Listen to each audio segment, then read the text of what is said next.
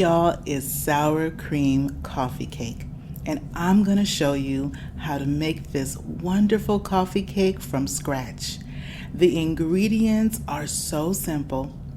The coffee cake comes out delicious. I cannot wait to share this recipe with you. Are you ready? Let's get started. So first, these are our ingredients. We're going to be using some sour cream, of course, some baking soda, baking powder, flour, sugar.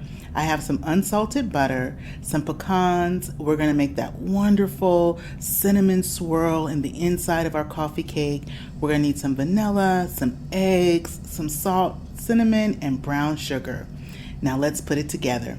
First, what you want to do is you want to go on and chop up your pecans. Now, if pecans aren't for you, you can actually go on and leave them out. But that pecan with that cinnamon and brown sugar in the inside is so good. Now, don't you guys worry, because in the description box below, I'm going to have a list of all the ingredients you need to put together this sour cream coffee cake. But most importantly, I'm going to show you how those ingredients come together. So once I've gotten my pecans chopped, I go on and I add in my half a cup of packed brown sugar, and I also added in some cinnamon. Now, once you have your cinnamon, your brown sugar, and your pecans, you put them in a separate bowl, just like I did here, and go on and mix those all together. You want to make sure that you're blending in that cinnamon, that pecan, and that brown sugar all together. And hey, if you are new here, welcome. And if you're a returner, welcome back. I'm Devon, and this is my channel, Cooking for the Family. And if you haven't subscribed to my channel yet, go on and hit that subscribe button. It's free. And if you like this video and appreciate the content, don't forget to show it some love and give it a thumbs up. Now, once I have my flour in my bowl, and I'm using unbleached all-purpose flour, we're going to go on and add our leavening. And our leavening is going to be both baking powder as well as baking soda. So to my bowl, I'm adding 1.5 teaspoons of baking powder, and I'm also adding 1.5 teaspoons of baking soda. Now y'all, when it comes to your leveling ingredients such as baking powder and baking soda, you want to make sure that you always have the freshest baking powder and baking soda. And so you want to make sure that it's not been opened for several months or over a year, because it does make a difference in how well your scratch products come out. Now, once I have the baking powder, baking soda in my bowl, I also added some regular table salt, and that was 3/4 teaspoon of table salt. Now to that, I have my nice softened unsalted butter, and that was 1.5 sticks of unsalted butter. Now in my mixer, I'm adding in the sugar as well, and that's regular granulated sugar, and that's 1.5 cups, because we really want to whip that granulated sugar and that butter together. Just like that. It's really coming together nicely in our mixer. Now to our butter and our sugar, we're going to add some vanilla extract, and I'm using pure vanilla extract, and we're putting in 1.5 teaspoons of vanilla extract. Now after I've added in that vanilla extract, I go on and scrape down the sides and the bottom of my mixing bowl. Now to that, we're adding in our 3 large eggs that we had at room temperature, and you want to add those eggs in one at a time, so that way each egg has an opportunity to blend and mix in well with that butter and that sugar and the vanilla. And you see how it's whipping up? You want to make a nice frothy base to add in that flour and that sour cream that we're going to be adding in.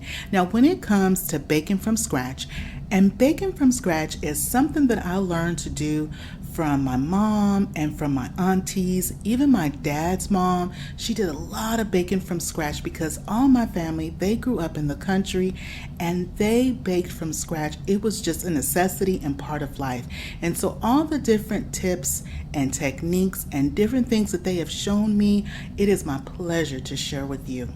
So once we have all that done, I have my sour cream. So our sour cream, we're going to put in 1.5 cups of sour cream. Now we're putting in our flour as well. We're going to alternate. You're alternating between your flour mixture that we put together that had the baking soda, the baking powder, and the salt, and with our sour cream. We start off with our dry ingredients and we end with our dry ingredients. The reason why you do that, you alternate between the two, is because you give each ingredient time to mix up together in your batter. But in addition to that, it helps to make sure that your batter does not come out clumpy and dry. Also, you want to make sure that you're not over mixing your ingredients just until they have incorporated themselves into the batter. Now, once we have that and we're doing our last little bit of sour cream, then we're going to do our last little bit of dry ingredients that we have. I just like to do a once through with my spatula with my batter, and your batter should look like this. It should be nice and smooth and well blended. And your batter will also be thick. It's going to be thick, but it is going to bake up so nicely. Now I have prepared my tube pan and I've sprayed some non-stick spray, and I was very, very liberal with spraying my non-stick spray. I did the tube and all around the sides. And this is a 12 cup tube pan, meaning that it will hold 12 cups of batter. And this tube pan that I'm using actually has been in my family for over 40 years. Growing up, I remember my mom making so many cakes using this tube pan, and it has stood the test of time, and I just love using this. So next I'm using the other 50% of the batter, and so we're putting all the batter around the sides. You want to smooth it out just like I'm doing, just like that, because we don't want any of that brown sugar and cinnamon mixture to really poke through. So you want to do your best to make sure that you've covering it up just like that. Now we have that oven that's preheating on 350 degrees, and our sour cream coffee cake is going to bake for 1 hour. So this is it, y'all. Our coffee cake has baked for 1 hour, and while it's cooling, I'm going to show you how to make the glaze. Our glaze for the coffee cake is going to consist of some powdered sugar, and we're using 2 cups of powdered sugar. We're going to also use a half a stick of nice softened butter, and we're also going to be using some pure vanilla extract. Now, in addition to that, we're also going to put in some milk. And our milk, you can use whole milk or you can use 2% milk. Either one will work nicely when making your glaze.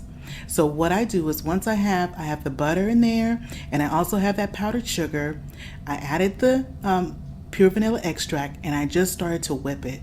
And as I'm whipping it and mixing it and blending it, next I add in a little bit of salt, and I'm just going to add in a pinch of salt. And that little pinch of salt just kind of helps to cut down on some of the sweetness and balance things out. And now this is the consistency that you are looking for with your glaze. So you just add your milk a little bit at a time, just so that you get this nice kind of pourable consistency. Our cake has cooled nicely, and now it's time to flip it out on our plate. I have loosened it up, and we're going to go on and just lift it straight up. Wow, look at that. Oh my gosh. It came out so nice, y'all. Look at that. You can see a little bit of that side right there that's got that nice brown sugar center. We have our glaze that we are going to go on and pour over. And it is at the right kind of texture, that right consistency that we were looking for. We've got that with that glaze, and we're going to put it all over so it can just drizzle down the sides just like that, all over. Now in the description box below, I'm also going to have the ingredients that you need to make this yummy glaze to go on your coffee cake. And so we're just blending it all over, but I think it is time for us to give this a try.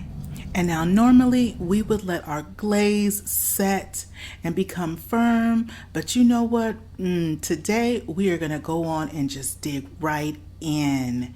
It's cutting so smoothly. Wow. And then also, guys, to mention, when you take your coffee cake out the oven, be sure that you use a tester to test it to make sure that it is nice and done. It ours cooked up for 1 hour, but you always want to make sure that you use a tester and test it to make sure that it is nice and done in the center, and you want to be mindful not to over bake it, okay? Well, let's see here now. Wow. Oh my gosh, it looks so nice and moist. Now this coffee cake puts me in the mind of a sakatumi cake. And if anyone has had a sakatumi cake, you know what I'm talking about. And comment down below and let me know, have you ever had a sakatumi cake? It is so good, y'all. You taste that butter, the vanilla, that wonderful center of that brown sugar and those pecans. This is excellent. But wait, I forgot to give you all y'all bite. Let me get your bite ready. I'm gonna get some of that nice center, that brown sugar, some of the pecans, get a nice piece. This is your bite, y'all. You ready? There you go. Well, that is it for me today, guys. Don't forget to like, share, and subscribe. And remember, it is always good when Devon is cooking for the family. I'll see you on the next one. Bye-bye, everybody.